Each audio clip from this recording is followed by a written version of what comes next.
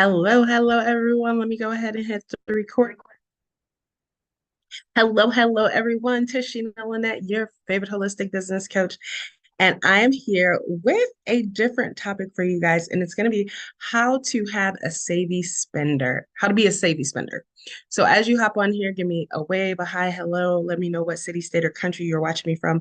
If you're watching the replay, because it's only live right now on YouTube. So I'll drop it later on Facebook and Instagram and other places. It won't be live. You can say you hashtag replay and still let me know where you're dialing in from. But I had a conversation with my with a friend that was like, he said he was having trouble knowing how getting his spending habits right. And as you guys know, I am a holistic business coach. So that means that I'm helping people up level their business sense, their businesses, their corporations. And any way I can. So I delve into a lot of stuff. I always tell people I turn chaos into clarity. I have the ability to make sure that I have a system in place to make me be efficient and effective and realize that I do have a system for spending. And I shared some of the tips with him directly and sent him some links, but I thought, hey, let me share this with my audience instead in case any of them need some, right? So my money profile, I don't have a negative view of money, but I do lean to being a spender. I don't remember all of the names of all of the things with one of them, but I think I was considered a maverick and some slightly something else. But I lean to be a spender, y'all. Saving is not something that I like to do.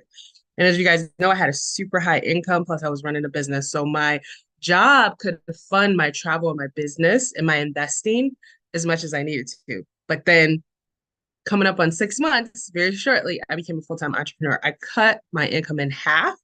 So one of the first things I needed to do was meet with financial planners and get everything organized and understand my numbers and do a lot more deep diving and saving and all these things that I didn't necessarily do in the past. So that's why I'm sharing it with you because it's something that I had to do.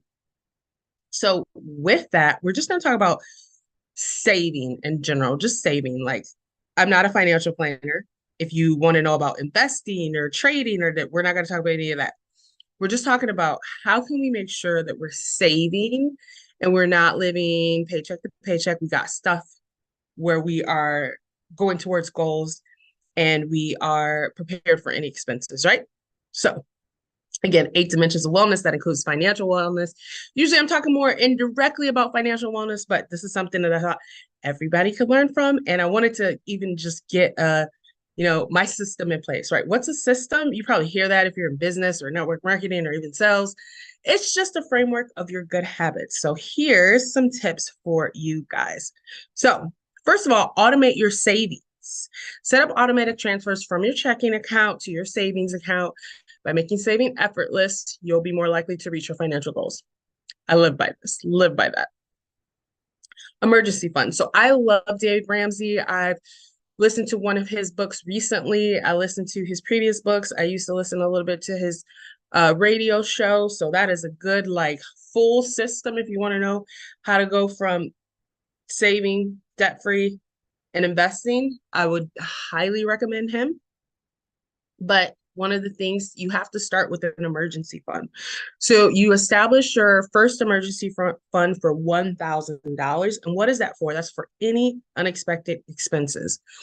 So I have lots of maintenance expenses now that I have 2 cars and I run them pretty hard, right? And then after you meet that 1,000, and anytime it goes down, you replenish it. Then you work to 3 to 6 months worth of living expenses. And so this is your safety net during unforeseen circumstances. So it prevents you from running up credit cards. It prevents you from feeling like you are living paycheck to paycheck. After you have that established, you want to do the debt snowball. So you tackle your debts strategically by employing the debt snowball method. Start by paying off the smallest debts first while making minimum payments on the others. Then you take that money and then you put it towards the next one so that it's more and more. This method will provide a sense of accomplishment and motivate you to keep going. Save for different goals. So you want to create separate savings accounts for specific goals, whether it's short-term vacation, home improvements, or saving for a down payment. on a car. Compartmentalizing your savings will help you stay focused. You'll know exactly what's for what. Um, and then make sure you're also planning for medium-term goals. If you have a medium-term goal, such as starting a business, paying for college, paying down debt, allocate a portion of your savings toward these endeavors. So again, once you get that emergency fund going, and then of course you're going to have your long-term goals. Again, that's not the focus of this, but and then what I have, I'm going to show you guys some of my little accounts that I have. But outside of that, I still have, my annuities and my different accounts that we rolled my 401k over. That's towards my long-term goals like retirement, right? Use multiple savings accounts. Use multiple savings accounts to organize your funds efficiently. This will allow you to have clarity on what each account is designated for and prevent any confusion. And so within those accounts, like there's some accounts where you can just have several, but I do have like multiple all over the place, and I'll show you the reasons why and stuff like that. I'll share my screen. And then start small and incrementally increase. So you can start saving with $5 a day and then work up to whatever is equivalent to 10% of your income. As time goes on, challenge yourself to increase the amount. You'll be amazed at how small contributions can accumulate over time. And so I also had found an article and it stated that, if people are given a choice of saving $5 a day, $35 a week, or $150 per month, usually they stick to it when they do $5 a day. And that's one of the accounts that I do. And then utilize different financial apps. So financial apps like Acorns, Cash App, Coinbase, Revolut, Smarty Pig, Stash, all types of different other stuff that's out there. And I'm going to show you guys right now how I do those. So let me go ahead and start to share my screen for the first one. So let me go over to the internet. And so let's start with Cash App first, and it's still open. So Cash App is just something that makes electronic payments going directly to your bank account super, super easy. But you can actually set up, it doesn't have all of the functionality on here that it has on these are all apps on your phone too, outside of Smarty Pig. But I have it set up to automatically withdraw something on a weekly basis. This is also how I pay my virtual assistant. Within Cash App, you actually can have, so you can see all the things that you see I have a Bitcoin roundup and a Bitcoin biweekly purchase. And then I have a biweekly deposit of just $10. You can also do some minor investing on here. This is not the investing that I would do again for my retirement. It's just to have something extra to play around with. So that's Cash App. And I'm going to, hopefully if you're watching this, you're also on my email list, and I'll email all of this out with all of the links. We'll try to put maybe some of them in the comments as well. So next one we're going to go to is going to be Smarty Pig. Okay, so Smarty Pig is just a savings account, pure savings account, whereas Cash App, you have a little bit of investing if you choose to do there, and you also can have a card with it, a debit card that you can use.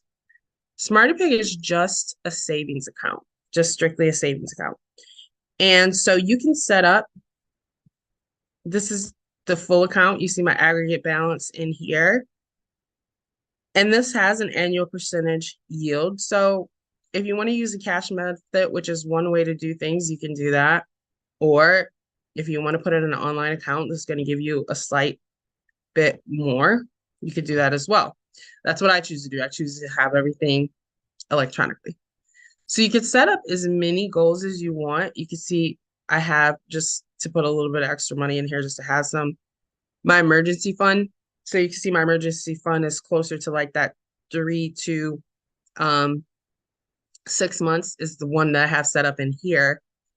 And then I have a vacation one in here. So we talked about how we should have separate goals so we know what's going where. My emergency fund did have $1,000 in here, and then I used it for some expenses for my car and I've done that several times. So you just go replenish it, right? That stuff happens and you just go replenish it. So again, you can see the goals over here. You can have more than one people come in here. This is where you transfer your funds. You'll set up your funding sources from your banks. And again, you can have as many goals as you want. This particular account has $550.91. So this is a savings account. It's liquid. It takes about three days for the money to get in. It's generating a little bit of interest while it's in here. It takes about 5 days for the money to come out. All good. Savings account, SmartPay. The next one we will go to is Acorns. So Acorns, I got to sign back in there to sign me out. So Acorns has a few different things. So they have a checking account in here. I've got set up an emergency fund. So that one is probably one I'll try to run to $1,000. They also have one you can set up on the account for like saving for your kids as well. And then this is just a minor investment one. And so again, this is not what I'm considering for personally for my retirement. This is just something that's a little extra. They're automatically rebalancing it for me. I don't worry about it. It's got 3% crypto, 58% stocks, 40% bonds. And they, I put that I'm a moderate investor. They do all that stuff. Because again, I'm not the one that wants to do all that. This one I have set up as $5 a day. So this is the one that's $5 a day. Again, I never hardly miss it. I don't worry about it. And then I do put a little bit into the checking and eventually transfer some of that into the emergency fund. And then over here in my later account, this one is 20% bonds, 80% stocks, and $5 goes in weekly into that one. And then this checking, again, this is something that is going to serve as, it can be liquid for me, right? If I have an expense, if I have something, this checking and emergency fund can be transferred back into my bank account in order to cover that. So that is Acorns. Then we'll move over to the next one, which is, okay, I kind of like doing these in alphabetical order now that I got SmartyPick out of the way. So we're going over to Coinbase, although this might be one that people aren't interested in. But if you are into cryptocurrency, so you guys know I have NFTs, been in NFTs, and you need cryptocurrency in order to purchase those. So this is where I have my cryptocurrency, basically. So right now in this account, I have a total of $1,078.49. Take a look at my assets. So you can have some just USD coins in here. This is earning me an annual percentage yield of 5.05%. And I have all types of different cryptocurrencies. There was a lot of different things on the Solana blockchain, Ethereum, and then the ones that I have in here all have an annual percentage yield. So in addition to the market possibly going up or down, I'm also getting an annual percentage yield. And then I have weekly and monthly recurring buys on a lot of these things. So if you're interested in NFTs and or cryptocurrency and different ones, definitely recommend having Coinbase. But again, this is probably optional for most people. The next one we will go to is Revolut.